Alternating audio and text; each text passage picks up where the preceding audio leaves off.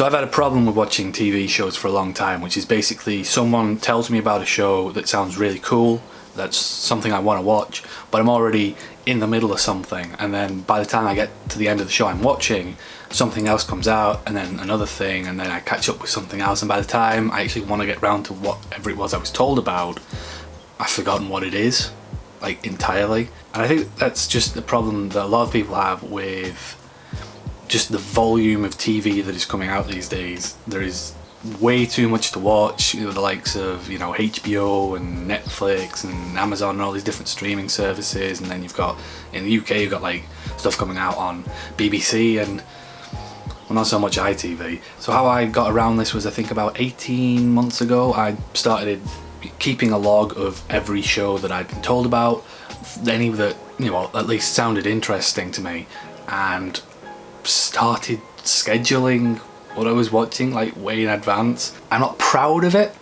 it's not anything cool to admit to, but it has helped me keep up with the shows that sounded cool to me, so it's working. And one of the benefits is that I actually have a record of everything I have watched at least over the last 18 months.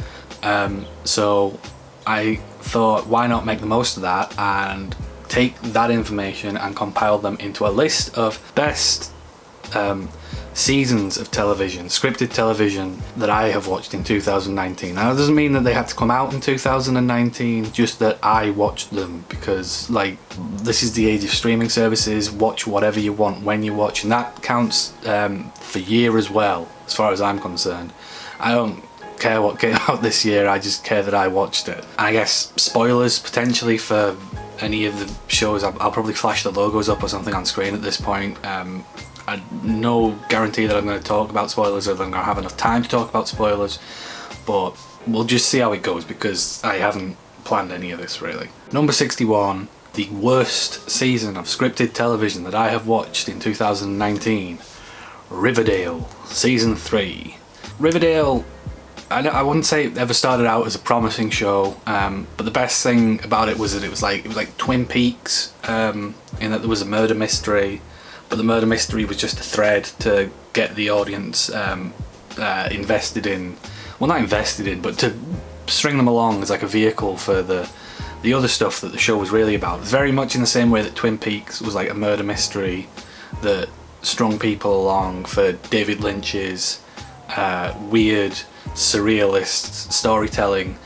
Riverdale is exactly like that, except replace the weird Lynchian stuff with the most petty garbage high school romance plots imaginable. That was how Riverdale started, and much like Twin Peaks, when the mystery was revealed and the murder plotline was all wrapped up, it just fucking lost it like no show I have ever seen before. Riverdale is a huge car crash fucking mess of a show. I think season 3 really is summed up by the fact that at the end of one of the episodes, Archie, the main character, gets attacked by a bear, and then like 2 episodes later that is a complete irrelevancy. There's so much going on in Riverdale, there are so many random plots that go absolutely nowhere. It started off as like a small town crime caper where the kids were solving the mysteries, and now there are cults, there are everyone is in one gang or another, and all the gangs have the stupidest nicknames, which is, you know, it's kind of campy, and it sort of used to be sort of tongue-in-cheek campy. Now I'm not so sure it knows what it's doing with any of that. There is a literal demon, an actual from hell Lucifer monster that is killing people using a combination of Dungeons and Dragons and drugs. Veronica's mum shot a police cop guy who we already thought was dead, but she was having an affair with him that went nowhere, so she shot him because he became a liability, so then he actually was dead even though we already thought he was dead. Veronica's dad also gets shot, and then 2 episodes later he is challenging Archie to a boxing match. It's a mess. It is a massive, it's awful, and it's all these things sound like kooky and wacky and somewhat interesting. They're not. They're terrible to watch. So yeah, that is the worst season I have watched in the last 12 months by far. Number 60, Game of Thrones season 8. Oof. Oh, I cannot say anything about season 8 of Game of Thrones that hasn't been said already. It was one of the biggest travesties I've ever seen.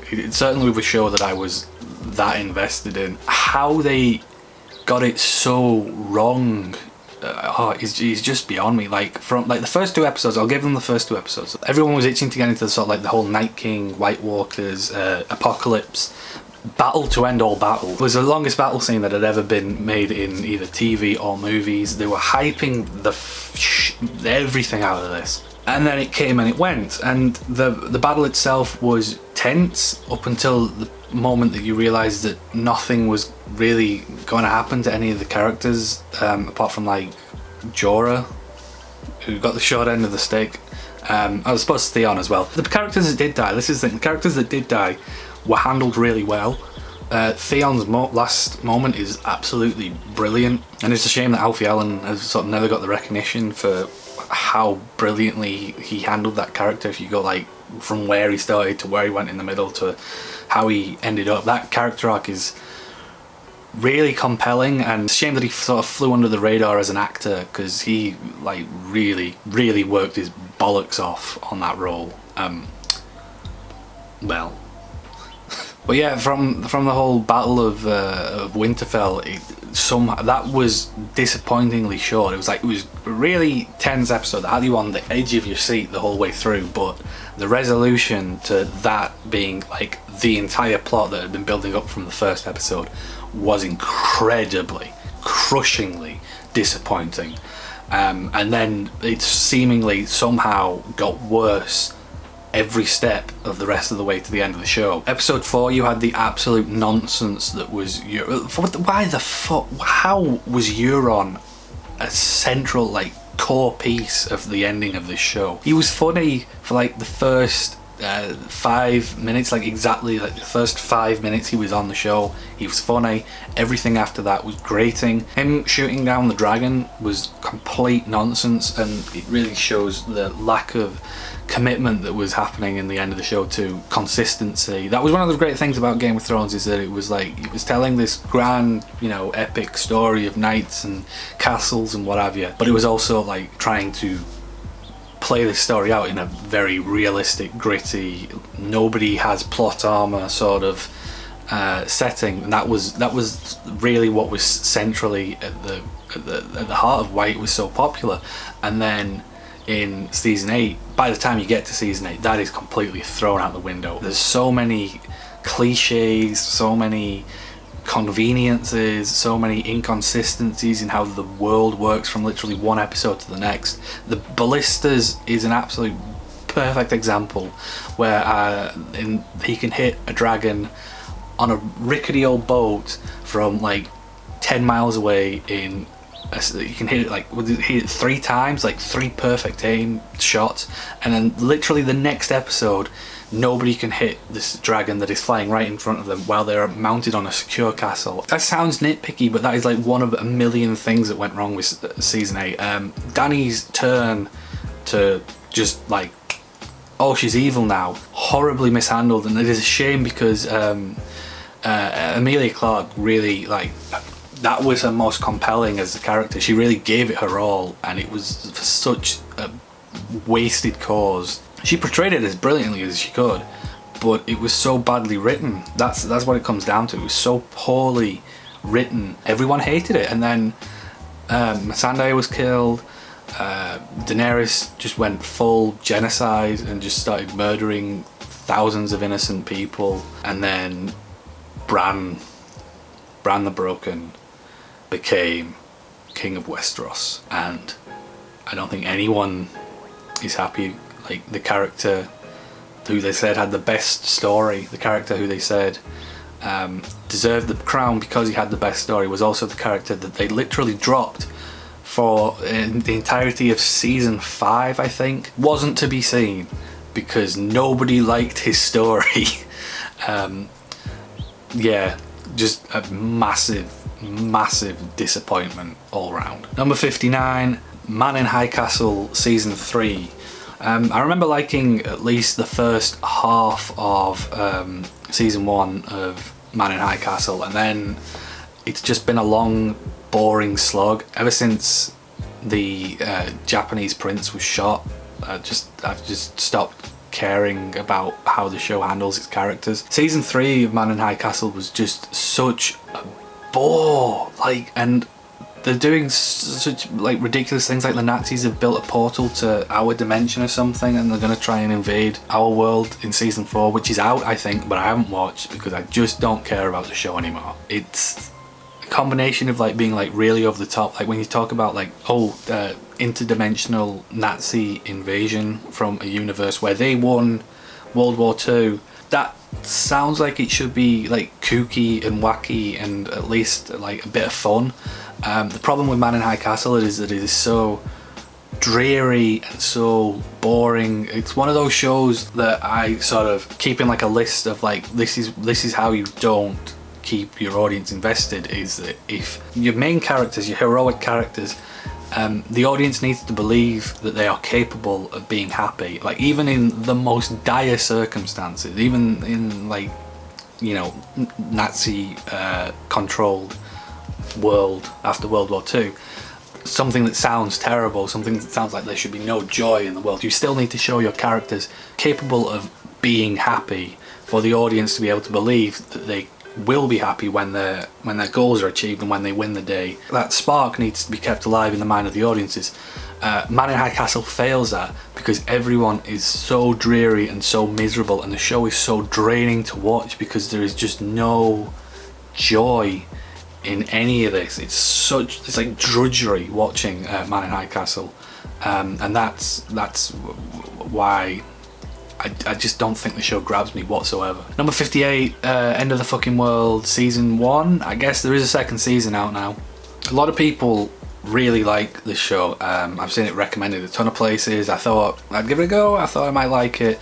I didn't. I think the problem is I just didn't find the two main characters charming at all. And that's what the show's banking on, is that you kind of identify with the sort of psychotic, edgy teenagers. And I guess, I can see that. I can see why people would identify with that, and as a result find these two characters to be engaging. But if you don't, like me, you found them to be sort of annoying and trying way too hard. Which I guess, which is the point by the end of the show. I get that is the point, that they were supposed to be real tryhards, and it turns out they weren't that. They were just normal kids who felt a little bit out of place and projecting that onto the rest of the world. I get that, but if you don't buy it at the start of the show and you don't sort of buy into that whole story, it just is not an enjoyable watch. This is the first season on the list where I would say maybe give it a go if you haven't watched it. The rest are pure garbage, and you've got to watch at least 2 seasons at least to get into those shows, and it's just not worth it. This one, maybe other people have liked it. I'm not a fucking authority on this shit. I'm just spouting my opinions. 57, Game of Thrones season 7. Yes, all of Game of Thrones is on this list. I watched everything in build up to the season 8, the final season. Season 7 is when, yes, the cracks had been appearing earlier. Season 7 is where the cracks open up wide enough to start pulling the show completely to shreds. Most notably in the episode where they go north of the wall to fight the zombies, or to capture one of the zombies even, and bring it back down to convince Cersei that the zombies are real and that it's a true threat and that they need to team up to stop them. It's a dumb idea. It is a dumb episode, and it has really dumb resolutions. This is where I think most people watching started to think, oh, this isn't like Game of Thrones anymore. And if you'd been paying attention, you might have noticed that way earlier. Season 5 is where things start to go downhill. Season 7 is where things are in absolute free fall, and that is why it is so far down on this list. Number 56, Neo Yokio season 1. Neo Yokio is weird full anime Netflix original comedy series. It's I think its main failing is that it just isn't very funny. There isn't an absolute ton to say about the show. I think its most famous gag is that there's a point where the main character, whatever his name is, has a giant Toblerone. That's about as good as it gets. Number 55, Young Justice season 4. This is another sort of shame that this is so far down. I really liked the first couple of seasons of Young Justice. You know, I like the camaraderie. I think that's what everyone likes about the show, is that it was about a team of young superheroes that sort of captured the... I don't know, I don't remember that much of Teen Titans when it was on, but it seemed to capture that sort of group dynamic of a bunch of young superheroes. And the show is now seemingly intent on scattering all that goodwill and all that good work it had built up to the winds. Now it's like a million new characters that are sort of like coming in and replacing the old characters, but sort of keeping the old characters kind of on, but not really doing anything that interesting or fun to watch. I think really it's a shame, because I really liked Young Justice, and I was really happy when they decided they were going to bring it back on this DC whatever, just pirate it, it's fine, this DC platform thing. I was really excited for it, and I don't think it's worked massively. I don't know what the budget is, but I feel like the show looks cheap, a lot cheaper than it did when it was on Cartoon Network 2. It seems a lot less visually interesting. I don't know if I've just like picked that up from nowhere, or if that is something that people have talked about. I feel Young Justice's best time is long behind it, and it might just be time to wrap things up and put it away again, because I don't think this revive to the show has worked anywhere near as well as anyone was hoping for it, which is, again, it's just a disappointment, just a shame, but whatever, moving on. Number 54, Black Mirror season, what is it? 5? Season 5. I remember when Black Mirror was on TV in the UK before it got picked up by Netflix and became this whole, you know, massive thing that it is now, and all the episodes were like pretty fresh. I know it's become like a joke to say like, oh, what if mobile phone but bad, technology bad, like, you know, like people have picked up on the gimmicks of Black Mirror now and really sort of ape the show for it. But at the time when it first came out, it was a sort of fresh new show that was doing something that you couldn't really see anywhere else. You know, it's like modern sci-fi dystopian horror, but built around events that were at least tangible. I mean, the first episode had the Prime Minister fucking a pig, and then that happened. And then when it got picked up by Netflix, there was the first season, I think, had that San Junipero episode, which everyone liked. That was a really good episode. It's probably the best episode they've ever done. And then the next season after was like a mix of good and bad. There was some of the episodes were really cool, and then one of the episodes was like posited the hard-hitting philosophical question of, what if there was a robot dog and the robot dog was trying to kill you, and it had knives that it could shoot out of its mouth? Wouldn't that be scary? I mean, you know, that is a sort of hard-hitting philosophical question that only sci-fi can propose to an audience like that. It really gets inside your head. This latest season of Black Mirror, though, was just like, there was one with the Miley Cyrus and it was kind of okay, and then there was one where there was the two guys who were like in love with each other in the video game, but they knew each other in life and they were friends, and you know, there's a lot of like, yeah, it's okay. I don't really even remember what the middle episode was, to be honest. Can't for the life of me remember, but it's been better, and 3 episodes just isn't enough when the show is as hit and miss as it is, to be honest. 53, Cannon Busters season 1. The general gist in this part of the list is just disappointment, and Cannon Busters is another one. I like LaShawn Thomas. He's a creator that I have a lot of time for. What he's done, the places it's taken him to, have been really interesting. I was excited for Cannon Busters. I I think I missed the Kickstarter. I remember it was like the pilot was funded by Kickstarter. I think I missed that, but I was happy to hear that Netflix had picked it up, and I was really looking forward to it. And the show has almost nothing going for it, apart from the animation, apart from some of the character designs that are pretty nice. It's based on a comic I think he wrote when he was 14 or 15, and it shows, like, in the worst possible way. This is not a 15-year-old or whatever who is in touch with their feelings and is writing to express themselves. This is a 15-year-old going, "Oh, I like that anime, oh, I like that anime," and just grabbing at shit and mashing it all together into something of a mess. And how LaShawn Thomas has got to a stage in his career where he is, you know, as reputable as he is, and hasn't realised that Cannon Busters isn't that cool of an idea is surprising. The plot is like just so lackluster. The characters are very one note and just don't bounce off each other particularly well. The world is just a huge mishmash of Western and steampunk and medieval European fantasy and 1950s diesel car and any anime that I suppose would have appealed to LaShawn at the time.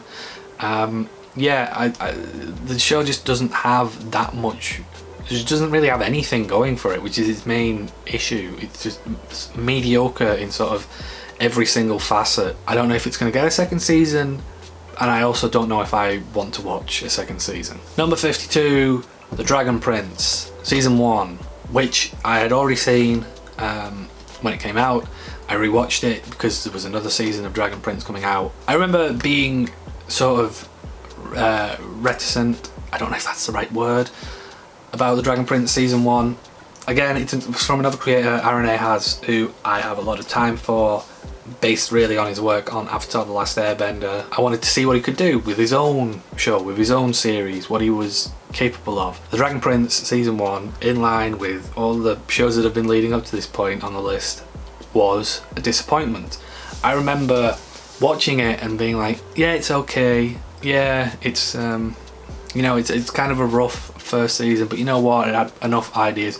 Looking back on it, it's actually worse than I remembered. It is a slog to watch. It's not a good start at all to this show. It has, in its first season, that sort of problem that a lot of shows have, which is sort of intangible. There's nothing worth grabbing onto. There's nothing worth investing in that first season. Everything is flat. Everything is just as is presented, and none of it very interesting. I think the problem that the Dragon Prince has that something like Avatar: The Last Airbender didn't have is really in the world building. The setting of Xadia and Catullus and whatever just isn't as inherently interesting as the world of Avatar with the four nations and the four elements, where it's pretty straightforward what is happening, what it's based off.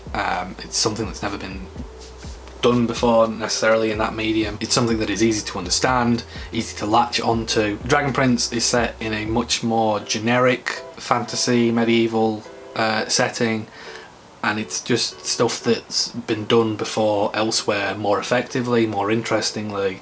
The whole dark magic, primal magic, like Avatar is a very clean setting. You know what the four elements are, you know what they're capable of, you know what the rules of the setting are. Apart from the Avatar and the Avatar state, which is this little bit of mystery, the world is very easily laid out and understood. Xadia in the Dragon Prince is much more nebulous in its feeling. It feels less cohesive as a setting, and also very much more generic with its medieval castles and its elves and its dragons. It just doesn't, as a world, it just doesn't grab in the same way, and I think that's the immediate problem. Before you get to know the characters, before you get to see what their backstories are and the history of the world, do the central elements that make the setting interest people, and I don't think they do in the Dragon Prince, and I think that is partially why. I mean, also the Cursed Caldera arc is really boring, and also again really generic with its boring cliche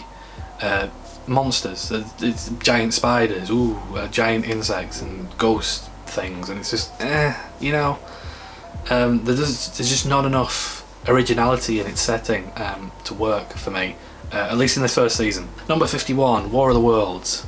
It was on BBC, it was 3 episodes long, it came, it went, it didn't really go anywhere particularly. There was a couple of cool scenes, like when the alien tripod, not the alien tripod, the alien like incendiary bomb sphere first emerges. They do a really good job of portraying that as something alien in the way it functions, the way it like reflects image onto something that shouldn't reflect image, and that the image is that was probably the best scene in the whole show, to be honest. It was that was nice and creative. Other than that, there wasn't a whole lot. There was the sort of playing with the before and after of the events of the invasion from the aliens, but yeah, there just isn't that much to say about War of the Worlds. Number 50, The Umbrella Academy. I remember this coming out on Netflix and a lot of people being excited by it, and I don't know why. I think it just hits the right tone with some people of the characters being kooky and wacky and but they're also troubled, and to me it just seems very artificial. I like the characters are too wacky and too kooky in a way that doesn't really reflect how anyone, like I can't take the problem seriously when they're just so cartoonish like that. It just doesn't work. There's something jarring there for me that I just couldn't get into. I believe that the show is based off a comic book, and it might be a case that those characters work better in a comic book setting than they do on TV for me. It's also coming off the fact that there was another show that had a similar concept of like superheroes, but they're troubled, that came out this year that I think handled it better, and I watched that show first, and you will hear about it later in the video. It seemed to rely too much on like that thing that's creeping into a lot of shows and movies, where it's like, we'll just play a big song that everybody knows, and that'll cheer everyone up, and that'll get people invested. It like relied too much on a noticeable soundtrack, and you know it was a good soundtrack, but it didn't make the characters any more compelling. It didn't make the story work better. I'm being harsh on it. It wasn't a terrible show. It was just sort of mediocre. I enjoyed to an extent quite a bit of it. It just didn't grab me. It was just sort of mediocre. Number 49, Stranger Things Season 3. Stranger Things Season 3 is the worst season of Stranger Things. Some people tell you it's the best. I don't understand those people. No, to be honest, I kind of do. If you're into the sort of like 1980s good times, happy nostalgia trip that the show is very intent on going down to the detriment of literally every other aspect of the show, then yeah, this season of Stranger Things is great. If you're like me and you like those elements, but you were more interested in the sort of horror aspects, the understanding the lore, well not so much the lore, the supernatural aspect, and how that would affect the characters, how that would impact the town of Hawkins, how, you know, what it all means in the greater context of what Stranger Things is, those sort of things, the show has seemingly no interest in answering on any level. It's 3 seasons in, we still have no idea what the Upside Down is. It doesn't seem to be having any sort of effect outside of giving the main characters a fun little adventure to go on every year. It's just a lot of spinning, and the show doesn't seem to be going anywhere 3 seasons in, apart from like just a load of nostalgia references for people in the 80s. I wasn't born in the 80s. It doesn't mean a lot to me. I can appreciate it if there is some meat to the show, but there doesn't seem to be anymore. It's just the nostalgia, and it's a shame because I liked season 1 of Stranger Things so much, and it's pretty evident that by this 3rd season, the show that I thought I liked in season 1 never really existed. It was just a happy accident that first season gave the impression that it did. By this point, I'm increasingly less excited for new seasons of Stranger Things, which, again, disappointment. Like this whole list up until now, what are we like like, how many in are we now? Started off at 61, we're up to 49, so that's 12 if I can do maths. Yeah, and every single one has been disappointing. Well, apart from Riverdale, I suppose. Riverdale wasn't a disappointment. I sort of expected that to be terrible. But yeah, there's so many that just sort of disappointed me. Anyway, on to another one. 48, Young Justice Season 3. Similar story to Young Justice Season 4. I'm not going to dwell on it because I've already talked about Young Justice. This wasn't as bad from what I remember. I watched it like as soon as it came out, so like it's going back a bit in my memory, but this was at least introducing this new concept of like the metahuman trafficking and all that, and it wasn't as bad as Season 4 because some of the ideas were more fresh at the time, but it just did not live up to the expectations that a lot of people had in terms of, you know, reviving the show. A show that a lot of people held dear in those first 2 seasons. I suppose Season 3 there was at least a chance that, hey, maybe it can get better. I think at Season 4 it's like it's heading in the wrong direction. The trajectory is all wrong for the show, and if Season 5 is the last, at least those first 2 seasons will always be there. That's the upside of all of this. 47, Peaky Blinders Season 3. Hey, Peaky Blinders. I watched it all this year. I suppose this is a problem of going bottom to top, is that I'm going to be introducing like new shows that I watched in their entirety from the worst season, and Season 3 of Peaky Blinders is particularly bad. No, it's not awful. It's a fine season in and of itself. But compared to the other ones, it's a huge misstep. It's the one with the Russians, the crazy Russian people, and they're funding the Russian Revolution, and it just never sort of clicks. It feels a bit side mission-y, which is weird, because it's an entire season of television and it's only the 3rd one. Like the first 2, which I'll get into I suppose later a bit, are more antagonistic. There's a clear antagonist in the cop who's hell-bent on bringing down the Peaky Blinders. There's like a good strong antagonist. The Russians never really convince in that position, and the whole thing just feels like a step down. And then luckily the show picks it back up, which is good, which is what you like to see. You know, when a show has a bad season, can it bounce back from that and reclaim some of its former glory? And it does. Season 4 is much better. Season 4 is a very good season of TV, but Peaky Blinders Season 3, if you're watching the show like I am, maybe prepare yourself for a step down in quality, because it doesn't work as well as the rest. Number 46 was Line of Duty Season 4. I've had to look up which one this was, because it's going back a little bit. It's going, well, you know, like maybe 3 or 4 months or something since I watched the whole of Line of Duty. Well, the first 4 seasons, because I couldn't get the 5th one. Anyway, this was the one with Tandy Newton, which is always nice, but it wasn't that great a show.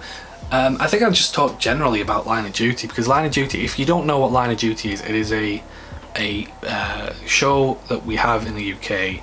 I think it's probably on Netflix in most places anyway. It's a cop show, and everybody rants and raves about it. Everybody talks about it like it is the best thing since sliced bread. Everybody loves it. The characters, there's loads of quotes that people bring up about the show and how great it is. Like, all you'll ever hear about in this country about is how great Line of Duty is. So I thought, yeah, go on then, I'll give it a go, I'll give it a watch, because I've slept on it until now. It's been on since let's have a look. It's been running since 2012, and it's had 5 seasons. So, and I remember the first one coming out and everybody talking about it. So fine, I'll watch it. It is a cop show. It is just a good cop show. There is not that much to be interested in. There's not that much to be excited about Line of Duty. It is good, it's solid. It doesn't have a bad season. It doesn't go over the top. It doesn't fall apart. It doesn't have particularly awful characters, particularly awful writing, particularly awful episodes or seasons or anything. It's just a good cop show. And that is all it is. It doesn't go any deeper than that. It doesn't go any further than that. This one is about, it has Tandy Newton in, and it's like, oh, it's the same as it always is. It's like, oh, one of the cops has done something bad. Let's investigate them and find out what the bad thing is that they did, and then we'll book them or we'll shoot them or something. Yeah, I don't know. There's not that much. It's not that interesting. At least to me. I don't know. Maybe give it a go. It's worth watching if you've really got nothing else to watch. Number 45, Carmen Sandiego, season 1. Yeah, it works. I don't know. It was just there on Netflix, and I thought, yeah, go on. It looks kind of interesting. She goes around the world. She gets involved in some capers. I don't even really remember Carmen Sandiego as a kid. I don't think it crossed the Atlantic in a particularly strong fashion. So she was a thief, and in this one she's sort of like an anti-thief. She steals from the people who've stolen things from around the world, and there's a bit of a more of a backstory probably. It's perfunctory. It works. It's fine. It's an okay season of TV, but yeah, it's, you know. Number 44, South Park season 23, and number 43, South Park season 22. Yeah, South Park's still going and it's still alright. I'll put them here. I'll put them both together. It's chugging along. It's sitting there. It's doing its thing. It's still South Park. It's still watchable. It's still funny enough. So fine. Into the mediocre zone it goes. Number 42, Line of Duty season 1. It's a cop show. This is the first season, and it's okay. It's not as good as the best one. It's not as bad as the worst one. It's not significantly better or worse than any of the others. It's just sort of in that ballpark. What I would say about season 1 is that it is the most cop showy. There is almost no deeper investment. There is, well, for the main characters, for the heroic, the protagonist characters in the show, there is no further depth to the characters than this is a cop and this cop needs to stop the bad guys. The bad guy in this season is played by, I should know his name. Yeah, Lenny James. Lenny James is the best character. Lenny James is the bad guy in this season, and he's the character with the most investment. He's the most interesting character in season 1. The pro tags have nothing. The pro tags are literally just, they might as well just be cardboard cutouts. They're just, this is cop man and cop lady and other cop man. They must stop the bad guy. You get absolutely nothing on their backstory, nothing on their personal lives, nothing to invest in other than they are cops. And those things start to come in the later seasons, which is why, season 1 I don't think is that good. It's in the mediocre zone. It's decent. It's a decent cop show. Number 41, His Dark Materials, season 1. This is BBC and I also believe HBO. The first episode started off pretty strong, and then the next chunk were much less so, and it's picked up. It's not finished, so this is one of those one of the few shows on the list that isn't finished yet that I'm putting on there because I've sort of got an idea that it won't change dramatically. It's okay. It's really slow is its main problem. It's a slog to get from point A to point B. You feel like you're watching every excruciating detail of these characters go from where they are to how they get to the next bit, and then how that helps them get to the next bit, and then eventually 8 episodes in they do the thing that they set off to do in episode 1. And if I was listening to that back, I would probably think, well, that's how shows work. No, it's excruciatingly slow. That is its biggest drawback for me. I've never watched The Golden Compass. I didn't know that was the same story until yesterday, and knowing that, and I know that The Golden Compass isn't particularly well regarded, but I do feel that this sort of story probably would work better in a movie, because it needs quickening up. It probably works better in a book because it is a book originally, and the appeal to making it a TV show is that, well, like the book, you can explore more of the characters, you can lay out, you don't have to truncate as much as the story, which sounds like it should work. I just don't think it is in this case. I just don't think it's quite gripping enough. It depends sort of on the setting, and then the later episodes are in more interesting settings. In the early episodes there is a lot of running around corridors in old schools, or running around corridors in hotels, or just a lot of running around corridors and boring rooms and talking about things that aren't particularly interesting and don't feel like they're advancing the plot a ton. So Yeah, it's okay. It's in the mediocre zone. It might get better. It might end really well, but it's watchable. It's just really slow.